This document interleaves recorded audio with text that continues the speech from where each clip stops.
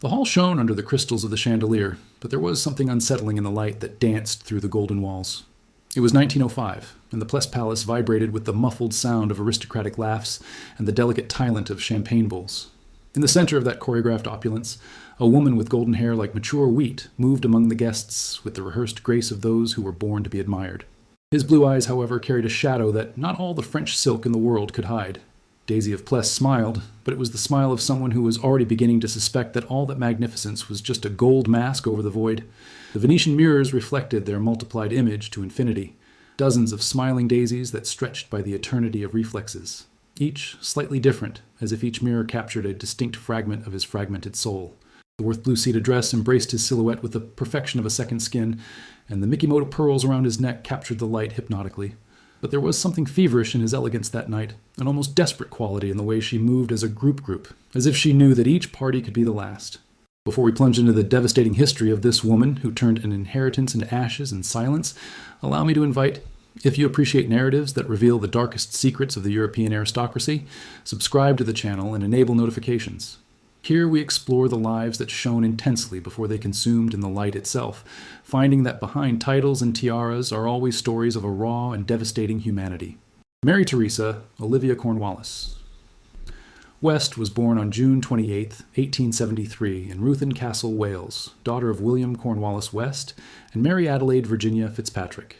It was a time when the British Empire reached its heyday and the English aristocracy lived its last days of absolute glory, still unconscious that 2 world wars would reduce their palaces to museums and their fortunes to memories. The castle where she came into the world was a medieval fortress that had resisted centuries of war and intrigue, her stones impregnated with stories of power, betrayal, and blue blood shed in the name of honor. Daisy grew in this world of golden certainties, where beauty was currency in marriage, a negotiation of power disguised as novel. Her mother, Mary Adelaide, was known throughout London for her adamant elegance and her ability to transform any social meeting into a choreographed work of art. She was a woman who intuitively understood that in Victorian society, appearance was not just important, it was all. Each gesture, every word, every facial expression was calculated to produce the maximum impact, and she transmitted this philosophy of life to her daughter with the dedication of a general training soldiers to battle. Daisy's childhood took place between Newlands Manor's meticulously careful gardens and London's fragrant halls. But it was a peculiar childhood, marked by the constant preparation for a future that was not yet defined, but would certainly be admired, desired, and finally negotiated in the high society marriage market. His education included piano classes with Viennese conductor, French lessons with Parisian rules, and endless label sessions that taught her to move around the world as a dancer performing an invisible and infinitely complex choreography. Each morning she started with posture exercises, passed hours walking with balanced books on her head, learning to sit with her back perfectly erect, tilting her head at the exact angle that would maximize the impact of her source beauty. His mother watched these rituals with the intensity of a sculptor shaping a masterpiece, correcting each imperfection, polishing each gesture until it became a second nature. Daisy learned early that existing meant being observed, and that being observed never meant failing. But there was a silent cruelty in this education of perfection. The girl who was running through the Welsh fields, who laughed spontaneously as she saw a sunset or crying when a pet died, gradually replaced by a young woman who knew exactly how to tilt her head to capture the light more favorably, how to smile without creating wrinkles around her eyes, how to demonstrate emotion without ever losing control. The mirror became his innermost confessor, reflecting not only his growing beauty but also a subtle anxiety that settled in his blue eyes as cloud shadows in an apparently sunny day. The first signs of her extraordinary beauty appeared when she was only 14 years old. Visual attentees from the castle began to comment on the daughter of the Cornwallis West, and Mary Adelaide realized that she had something more precious than any inheritance, a daughter whose beauty could open doors that no fortune could open alone. It was then that Daisy's education intensified, becoming a kind of manufacturing of perfection. She was sent to Paris, where she spent months learning the secrets of French elegance, then to Vienna, where she developed her appreciation for classical music, and finally to Florence, where she cultivated a taste refined by the visual arts. Each of these experiments was carefully orchestrated to turn her into a young woman who could talk intelligently about any subject, to dance any fashion dance, who could wear any style and make her seemed especially for her. But in the process, something essential was lost. The ability to simply be, without performance, without audience, without the constant pressure to impress. She was being prepared for a destination she had not chosen, being admired, desired, and finally negotiated as a rare work of art in the marriage market of the European aristocracy. At 17, Daisy was considered one of the most beautiful young women of her generation. Her skin had the brightness of the porcelain of Sèvres. Her golden hair captured the light as true golden strands, and her blue eyes had a depth that seemed to contain integers of mystery. But perhaps more impressive than her physical beauty was her presence, an indefinable quality that made all conversations cease when she entered a room, which turned eloquent men into adoring gags, who aroused simultaneous admiration and envy in other women. It was this devastating combination of beauty and presence that caught the attention of Hans Heinrich the Prince of Pless during a reception at the German embassy in London in the winter of 1890. He was a 40-year-old man who, Daisy, possessing one of Germany's greatest fortunes and owner of properties that stretched for thousands of hectares in Siles. Even more importantly, he was a genuine prince at a time when authentic titles were worth his weight in gold and offered Daisy something that not all its beauty could guarantee alone: a place at the absolute top of European social hierarchy. Dating was conducted with all the formality required by the label of the time. Hans Heinrich cited Daisy with the accuracy of a military campaign, sending rare flowers of her private greenhouses, organizing intimate dinners where she could shine without competition, giving her jewelry that had belonged to German royalty for generations. Each meeting was choreographed to demonstrate not only his wealth, but his ability to offer her a luxury life that would overcome even his mother's most ambitious dreams. For Daisy, those months of procession were simultaneously exciting and terrifying. On the one hand, she was being treated as the princess who had always knew she should be, surrounded by a luxury that made her privileged education look modest compared. On the other hand, he began to understand that he was being evaluated not as a person, but as acquisition, a rare work of art that would be displayed in the Pless halls as proof of good taste and the power of his future husband. Marriage that would forever change the course of its existence was arranged with the accuracy of a diplomatic operation. On January 23, 1891, at 17, Daisy became Princess of Pless at a ceremony that was described by the newspapers of the time as a fairy tale made reality. The Church of St. George in Hanover Square was decorated with thousands of white roses and lilies imported especially from France, and the guest list included members of the royal houses of England, Germany, and Austria-Hungary. Daisy wore a dress created by Paris Worthouse, made of white silk with more than 50 meters of fabric, hand-embroidered with freshwater pearls and baccarat crystals that created patterns that seemed to capture and multiply the light almost supernaturally. The veil, which had belonged to the Austrian Empress Elizabeth, stretched almost 10 meters behind her, carried by 8 pagans, dressed in blue velvet libré. Her beauty that day was described by newspapers as angelic, but there were more insightful observers who noticed something feverish in her eyes, an almost desperate quality in the way she smiled. But she was intuitive that she was celebrating not only a marriage, but the end of any possibility of an autonomous existence. The ceremony itself was a spectacle of calculated opulence.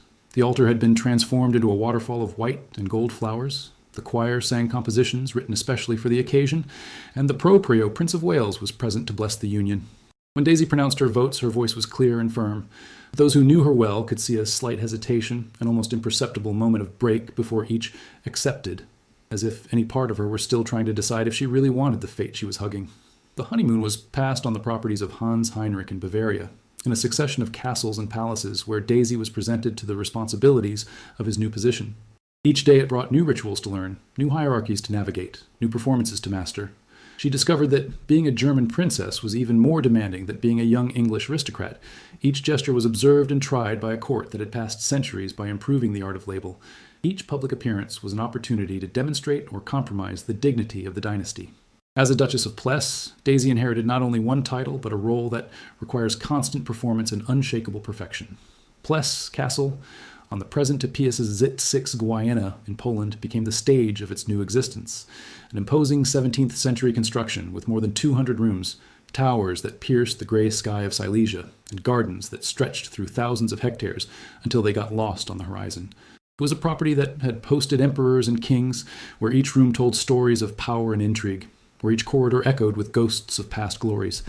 There, surrounded by 15th century Flemish tapestries, Chippendale furniture that had belonged to Louis XIII, and a collection of art that included works by Rembrandt, Velázquez, and Canaletto, Daisy should be the perfect hostess, the exemplary wife, the Duchess whose presence would turn any meeting into a memorable event. His day began at 7 a.m. with meetings with the head butler to plan the menus, review guest lists, supervise the maintenance of guest apartments, and coordinate the activities of a team of more than 300 employees. The responsibility was overwhelming, but Daisy embraced this role with an intensity that bordered on obsession. It turned the entertainment into art, studying the tastes and preferences of each potential guest, creating personalized experiences that met expectations not only, but the most secret desires of each. For a French diplomat in love with rare orchids, she turned the conservatory into a tropical garden. For an Austrian countess who loved chamber music, she organized intimate concerts with the best Vienna musicians. For English industrialists interested in hunting, it created expeditions elaborated by the Pless woods, complete with dinners served in silk tents in the middle of the forest. Their parties have become legendary throughout Europe. Kings and queens, writers and artists, diplomats and industrialists converged to Pless, attracted by the promise of finding the aristocracy in its most refined state, to participate in events that would be remembered and commented for decades. Daisy hired Paris's best chefs, who arrived weeks before each event to prepare menus that were true gastronomic symphonies. She imported flowers from the most exclusive gardens in England, France, and the Netherlands, transforming Pless halls into winter gardens that challenged the seasons. Every detail was a small work of art, from the hand, written place cards in handwriting specially developed for the occasion, to the scented candles created by Grasse artisans, specifically to harmonize with the theme of each party. But this obsessive perfection had a price that went far beyond the financial. Daisy has become a curator of her own existence, where every moment should be worthy of admiration. Each public appearance should reaffirm her position as the most elegant host in Europe. She could never be seen without makeup. Even in the castle's private gardens, there was always the possibility of an unexpected guest or an opportunistic photographer. I could never wear the same dress twice at important events, which meant a wardrobe that grew exponentially, with commissioned creations of Worth, Paquin, and later Poiret, each costing the annual salary equivalent of several castle employees. Spontaneity became a forbidden luxury, and authenticity a risk that could not run. Each conversation was a calculated performance. Each smile should transmit charm without seeming forced. Each gesture should show elegance without suggesting effort. Daisy has developed an almost supernatural ability to read the expectations of others and meet them even before they were expressed, but in the process gradually lost contact with their own desires and needs. The early years as Duchess of Pless were marked by a success that seemed to validate all the choices made on your behalf. His children were born amid celebrations that lasted weeks. First Hans Heinrich in 1900, then Alexandrine in 1903, and finally Boleslaus in 1905. Each birth was an occasion for parties that attracted the attention of the entire European aristocracy, events that reinforced the position of the family and demonstrated that the lineage would continue with the same splendor as previous generations. But there were subtle signs that something was deteriorating under the golden surface. The accounts began to arrive with increasingly alarming values, not just for natural inflation, but because Daisy had developed an inability to say no to any expense that could improve the experience of her guests. A dinner for 50 people often cost the equivalent of a small fortune, with ingredients imported from all corners of Europe, rare wines extracted from the most exclusive cellars, flowers that were transported by plane, a very expensive news at the time, to ensure absolute freshness. The problem was not just the scale of expenses, but the frequency.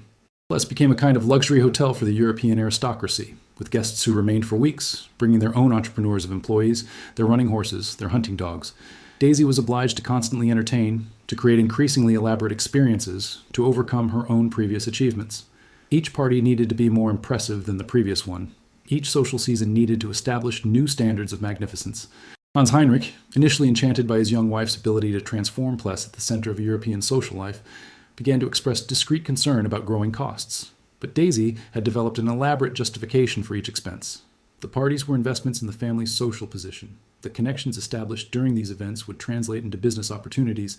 Pless's hospitality reputation was an intangible asset that was worth any price. There was a seductive logic in this reasoning, especially at a time when social alliances really translated into political and economic power. But Daisy was operating with emotional mathematics that did not follow rational rules. Each party was a desperate attempt to prove its value, to justify the investment that the family had made in it, to demonstrate that it deserved the extraordinary position it occupied.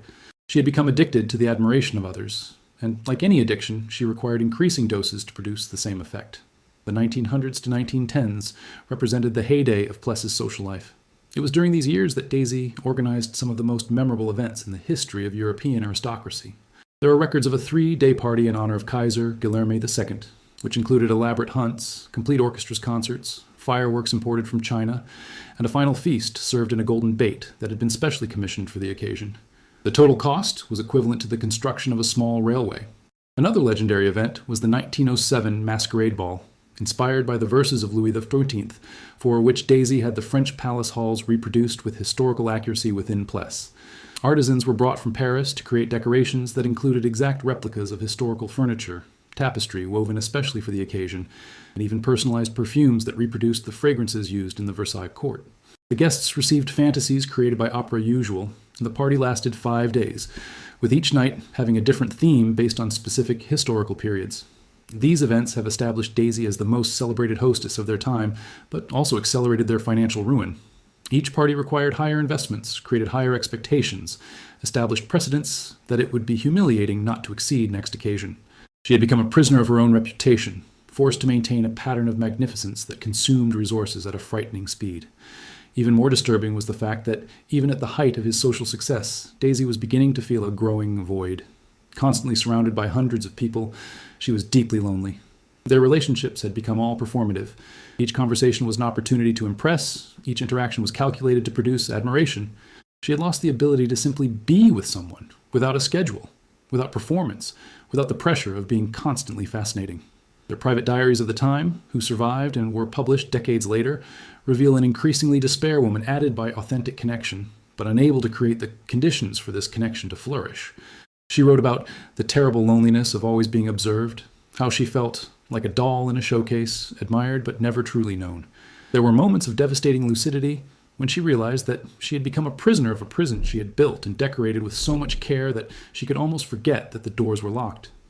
World War I came as a hurricane that devastated not only entire countries, but a whole form of life that had similar and unchanging.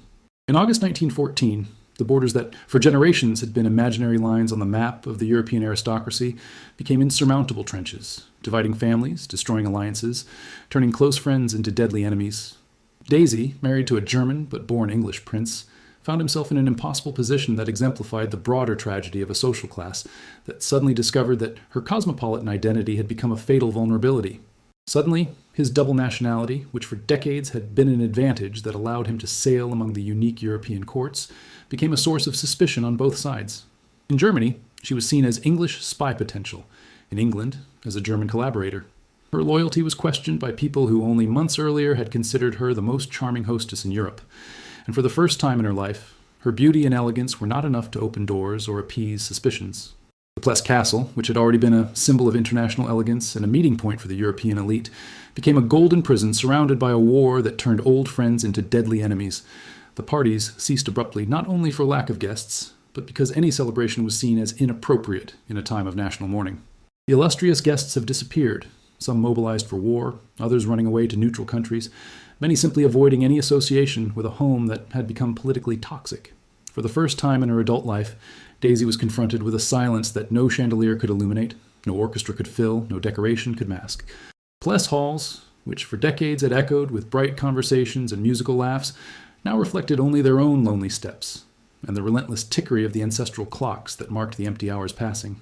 It was in this period of forced isolation that the true extension of his financial ruin came to light as a tumor that had grown silently for years before finally manifested.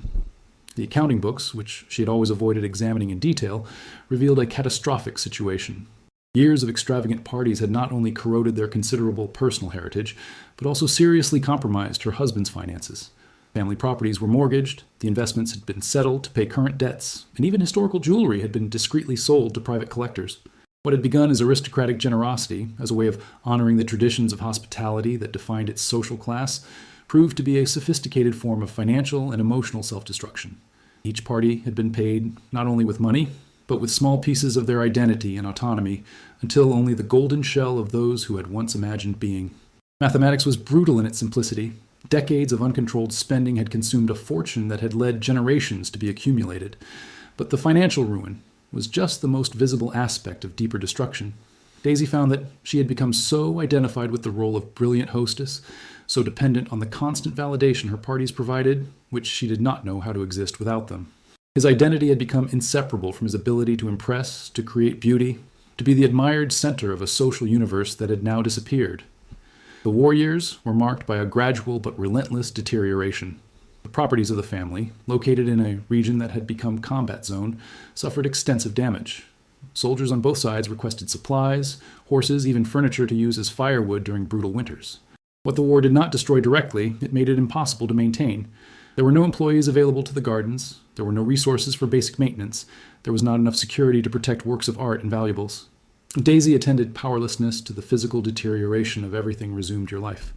The greenhouses where she had grown rare orchids were unhealthy and became cold cemeteries of exotic plants. The formal gardens, which had required dozens of gardeners to maintain their geometric perfection, were invaded by weeds and became a melancholy jungle. Even inside the castle, leaks developed, wallpaper began to take off, and persistent moisture created dark spots that looked like symptoms of incurable disease. The 1920s brought political changes that made Daisy's position even more precarious and unsustainable. The new map of Europe, redesigned by peace treaties, had no place for aristocrats who lived between redefined borders, especially those whose national loyalty was ambiguous. Family properties were confiscated by the new Polish government as German goods, or sold at delayed prices to pay accumulated debts and retroactive taxes. Pless Castle, a scenario of so many glorious nights, was hurriedly abandoned on a cold morning of March 1922. Daisy had only a few hours to choose what she could take: some jewelry, some photographs, some dresses that would fit in a suitcase. He left behind not only furniture and works of art accumulated throughout generations, but a whole carefully constructed life, so long as he had become indistinguishable from his own identity. Pless's departure was traumatic in a way that went far beyond material loss. Daisy was leaving behind not only a house, but the only context she knew how to exist. It was as if an actress were forced to abandon not only the theater where she had represented for decades, but also all the pieces she knew how to interpret, all the costumes that defined her, the whole audience that gave meaning to her performance. Daisy took refuge in England, but found that the country of her childhood had changed as much as she. The society that had celebrated her as a young duchess now saw her with a mixture of embarrassing piety and poorly disguised discomfort. She was an uncomfortable trace of a time when many preferred to forget, a painful reminder of privileges that seemed obscene in the face of the suffering caused by war. The younger generation, which had grown during the conflict, simply could not understand a world in which someone spent fortunes at parties while soldiers died on trenches. Even more cruel was the discovery that many of his former friends, those who had enjoyed their hospitality for decades, now avoided it discreetly. Not for malice necessarily, but because it represented a version of themselves who would rather forget, an era of irresponsible decay that now seemed morally questionable. She had become a ghost of a dead world, haunting a society that was determined to move on. He settled in a small house in South Kensington, a modest space that painfully contrasted with the greatness of Pless. It was a high middle-class residence, comfortable by normal but claustrophobic standards for someone used to palaces with hundreds of rooms.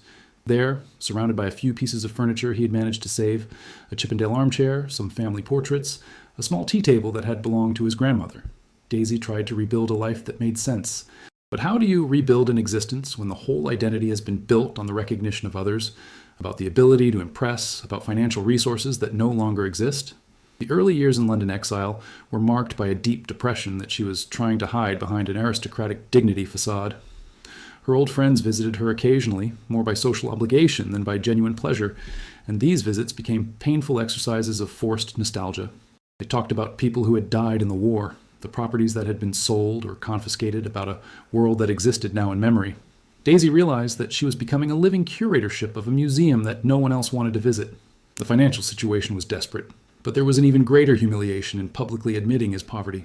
She had spent decades being generous with others, lending money to difficulties in difficulty, financing charity causes, distributing extravagant gifts. Now, when he needed help, he found that aristocratic pride made it almost impossible to ask for assistance. There was a cruel irony in the fact that someone who had dedicated life to others now didn't know how to take care of herself. It was in this context of growing despair that Daisy decided to try to turn her memories into some kind of livelihood, both financial and emotional. In 1928, she published From My Private Diary, an autobiography that revealed a woman who had finally found her voice, but had found that she might be too late for someone to hear what she really had to say. The process of writing his memories was simultaneously therapeutic and torturous. For the first time in decades, Daisy was forced to examine her life without the mediation of mirrors or audiences, without the possibility of narrative performance or manipulation. She had to confront choices that she had made or allowed them to do for her, recognize behavioral patterns that had led to her ruin, admit truths about themselves that she had avoided facing while being busy being admired. In the pages of his autobiography, a radically different Daisy emerges from the one that shone in the Pless halls. There was a brutal honesty in his reflections on the futility of the search for perfection. Bitter wisdom on the cost of life lived entirely to others. She wrote about the loneliness that dwelt in the center of all those bright parties, how she had become a prisoner of her own creation, about the terrible discovery that she had changed her authenticity for admiration. and discovered too late that admiration was a currency that lost value at the exact time she needed her the most. There were particularly painful passages about her relationship with her children, who had grown seeing her more as a decorative figure than as a genuine mother. She admitted that she had been so consumed by the need to impress strangers who had neglected the most important people of her life. Her children were raised by housekeepers and tutors, while she organized parties for people she barely knew, and now, when she finally had time to be a mother, they were adults who saw her with a mixture of love and resentment. The book also revealed its growing awareness of the futility of all its previous life. She wrote about parties that had cost fortunes, but no one else remembered, about expensive dresses that had been worn once before they were guarded in chests, about relationships that had looked deep at the time but turned out to be completely superficial when tested by adversity. There was a devastating melancholy in realizing that decades of obsessive effort had produced so little lasting, but even this courageous attempt of honesty found a limited audience and a warm reception. The world had moved on, interested in new types of celebrity, in more modern forms of entertainment, in stories that spoke to the present rather than mourning the past. The memories of a fallen duchess seemed as obsolete as the titles of nobility themselves at a time when democracy and social equality were reformulating expectations about how lives should be lived. The criticism was educated but devastatingly indifferent. The reviews praised their courage to share personal experiences and their unique perspective on a historical time, but there was a condescending tone that made it clear that its history was seen as historical curiosity rather than relevant narrative. She had expected her memories to be able to re-establish her cultural relevance, but found that becoming an object of study was almost as humiliating as being forgotten. As the 1930s advanced, Daisy became an increasingly lonely and marginalized figure. His public appearances rare, not by conscious choice, but by practical and emotional need. She could no longer maintain the appearances that once defined her existence. The wardrobe that was her social armor worn and could not be replaced. The jewelry that had signaled her status were sold one by one to pay basic bills. Even her posture began to reflect the weight of defeat. More painful than material deterioration was the discovery that, without the accessories of greatness, few remembered who she had been. Young salespeople in stores, where she had once been treated as royalty, now saw her only as an elderly lady of modest resources. Waiters in restaurants, where it had been recognized instantly now, could not find their reserve. It was as if her identity had been so dependent on external symbols that in their absence she had become invisible herself. The loneliness of this time was qualitatively different from the loneliness it had felt amid the multitudes of Pless. Before, at least, she was surrounded by people, even if these people were more interested in their status than on their personality. Now she was genuinely alone, not just physically, but existentially. There were very few people who remembered the world of which it had been a part, and even less that they considered this world worthy of nostalgia. His days became rituals of a dead religion. She was still carefully dressed every morning, still applying makeup with the accuracy learned decades earlier, still walked with the upright posture that had been recorded in her muscles during adolescence. But these gestures, which once had been preparation for public performance, were now just empty habits, executed for a mirror audience that reflected a woman who had no place in the world anymore. Memories became his more constant company, but it was memories that tortured her as much as they comforted her. She remembered nights when the halls shone like jewelry, when her laugh echoed through the corridors, when she was truly alive and important. But these memories also forced her to confront the brutal contrast with her present reality, making every moment of nostalgia an exercise of self-punishment. World War II arrived as a cruel echo from the first, bringing back memories that Daisy had spent 2 decades trying to sue and overcome. London was systematically bombarded, and she, like so many others, spent whole nights in anti-aircraft shelters, reduced to the most basic condition of humanity, the struggle for physical survival. In these tight and poorly ventilated spaces, surrounded by strangers who shared only fear, she must have wondered if all the life of privileges had been real, or just a golden dream that now definitely dissolved in smoke and rubble. There was a terrible irony in the fact that during the bombing, Daisy finally experienced something he had unconsciously sought throughout his life: genuine human equality. In shelters, no one cared about titles or strains. Everyone was equally vulnerable, equally scared, equally lucky, dependent to survive the following night. It was the purest democracy imaginable, forged by shared terror, and perhaps it was the first time in decades she felt truly connected with other human beings, but this connection came too late to fundamentally change its trajectory. His health, already weakened by years of stress and relative deprivation, began to deteriorate quickly. She developed heart problems that were aggravated by bad nutrition. Even in exile, her pride prevented her from accepting help, and she often starved instead of admitting that she could not pay for proper food. During the brutal winter of 1942-1943, with London still under attack and scarce basic resources, Daisy contracted pneumonia. Hospitalized in a war overloaded by war, she received basic but impersonal care. Nurses, exhausted by years of constant emergency, had no time or energy to pay special attention to an elderly patient whose only distinction was a title that meant nothing more in a world at war. Daisy's last months have been marked by growing silence and melancholy acceptance of her own insignificance. She died on June 29, 1943, a day after her Septuagint birthday, in a hospital ward that smelled the disinfectant and echoed with moans from other patients. There were no great obituaries in the main newspapers, occupied as they were news of the war. There were no mourned crowds, elaborate ceremonies, or public honors. The woman who had once made Europe converge to her halls departed almost unnoticed, like a candle that goes out when there is no one else in the room to notice her light. The funeral was a simple ceremony in a South Kensington church, frequented by a few people who still remembered who she had been. His children were present, but there was an embarrassing strangeness in the atmosphere. They buried not only a mother, but the last trace of a world that had disappeared so completely that it seemed mythological. The priest read standard texts on resurrection and eternal life, but his words seemed inappropriate to someone whose tragedy had not been to die, but find out that he had been dead for a long time. His belongings were auctioned a few weeks later, a discreet sale that mainly attracted antiques traders and some collectors specializing in aristocratic memorabilia. Objects that one day adorned palaces were scattered among anonymous buyers who valued them more for the historical rarity than by any emotional connection. The letters she had received from kings and queens became curiosities for bibliophiles. Her surviving dresses found a place in museums as exemplary of an extinct fashion, and even their remaining jewels were evaluated more for the value of metals and stones that were carried. Everything that remained from Daisy de Pless were fragments. Yellowish photographs in arcs, historical ivos, occasional mentions in biographies of more important figures, some letters preserved in private collections. It was as if a lifetime had been reduced to footnotes in other people's history, small traces of someone who had once been the center of their own social universe, but found that this universe was smaller and more fragile it had imagined. Daisy's tomb is discreet to the point of insignificance, almost invisible compared to the greatness she once represented. A small tombstone of gray granite marks the place where the woman who turned the pursuit of perfection in her own tragedy rests, surrounded by hundreds of other equally modest tombs in a London cemetery that saw dreams of dreams being buried with her dreamers. There are no multitudes of visitors paying honors, no fresh flowers renewed daily, no commemorative signs celebrating their achievements. There's only silence that she feared so much in life and finally reached her definitively and irrevocably. But perhaps it is in the quality of this silence that we can find something deeply revealing about Daisy's story of Pless and the forces that shaped his personal tragedy. She was the product and victim of a world that reduced women to ornaments, which confused personal value with a public spectacle, which offered power and status in exchange for complete resignation to personal authenticity. His fall was not only financial, but existential.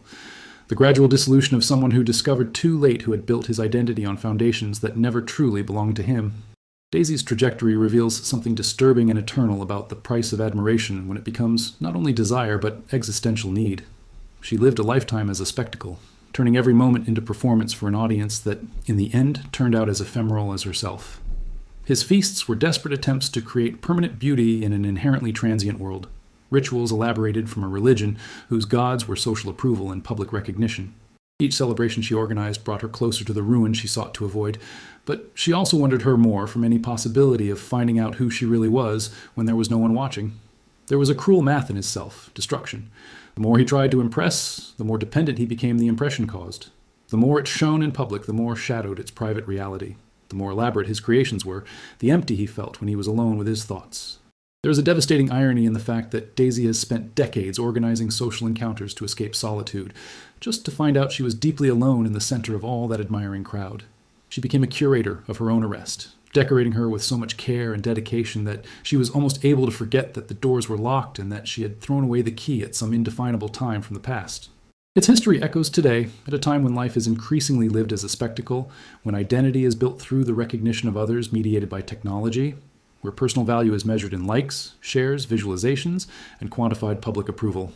Daisy of Pless was an involuntary precursor of this contemporary reality, a woman who turned her own existence into content even before that word acquired its current digital meaning. The most tragic in Daisy's history is not that she has lost her fortune. Money can be recovered, properties can be registered.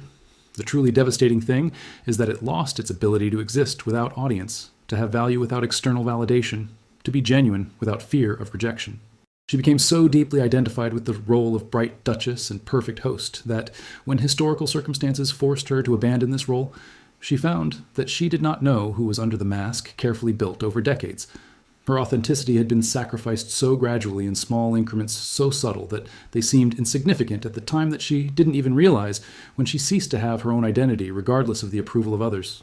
It was as if he had sold his soul in installments, every payment so small that it didn't seem important until he discovered a day that had nothing more than his own. Daisy's feasts were rituals of a religion, of which she was simultaneously priestly and sacrificial offering.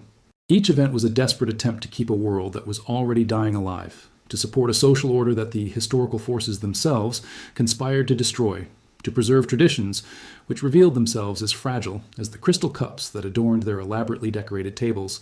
She became involuntary guardian of a value system that valued her exclusively for her ability to create beauty for others, but never offered her room to develop a healthy relationship with herself. Her education prepared her to be admired, not to be happy, to impress, not to grow, to serve as a living ornament, not to develop an autonomous and resilient personality. When we observe today the empty halls of Pless Castle, transformed into a museum where occasional tourists walk quickly between furniture protected by velvet strings, it is impossible not to think about the ghosts that still dance in their silent corridors. Daisy is there, eternally young and beautiful in our imagination, eternally smiling at guests who no longer arrive, eternally organizing parties that no one else remembers or values. It became part of the decoration of its own tragedy, a human ornament in a story that continued without it, another piece of museum in a collection of artifacts of an extinct civilization.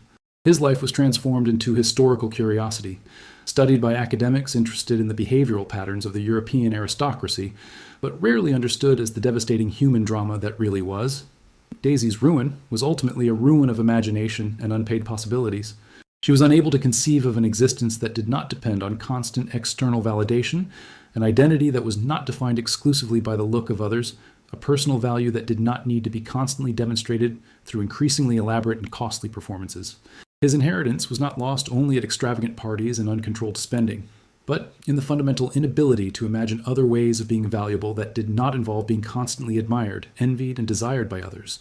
She had been educated to be an object of living art, and art objects, however beautiful, do not have their own agency or self-determination. There's a dark and universal lesson in the way Daisy turned her home into a permanent stage and her life into an uninterrupted spectacle. It shows us how obsessive pursuit of perfection can become a sophisticated form of self-destruction, how the compulsive desire to impress can consume us until there is nothing but the empty performance itself, performed for an audience that can disappear at any time. Its history is a cruel mirror in which we can recognize our own contemporary obsessions with personal image, social status, and public recognition mediated by technology. We live at a time when millions of people build elaborate digital identities, creating idealized versions of themselves for public consumption, sacrificing time, energy, and authenticity in search of validation of strangers on the internet. Daisy de Pless was an analog precursor of this digital reality, a woman who intuitively understood that attention is a form of currency, but never learned to set healthy limits between her public life and her private life. She turned every moment into an opportunity for performance, every relationship on occasion to impress, each material experience to entertain others. The final silence that involved Daisy de Pless is perhaps the only authentically yours in all its documented history. After decades living exclusively to others, what they expected to be, doing exactly what society demanded from a woman in her position, she finally found something no one could get from her, criticize, or turn into a show. The absolute and definitive stillness of death. In this last silence, she became ironically more real and genuine than had ever been allowed to be in life.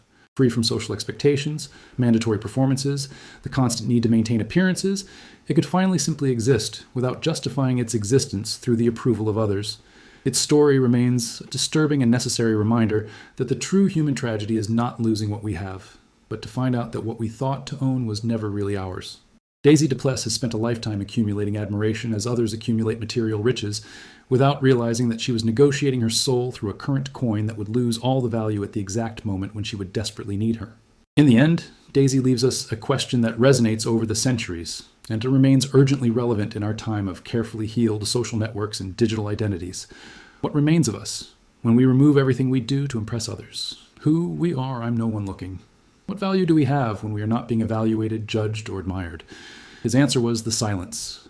Such a deep and comprehensive silence that it still echoes through the empty corridors of history, reminding us that some of the brightest, most dazzling performances hide the most devastable and irreparable voids, and that the price of artificial perfection can be nothing less than the authentic soul itself.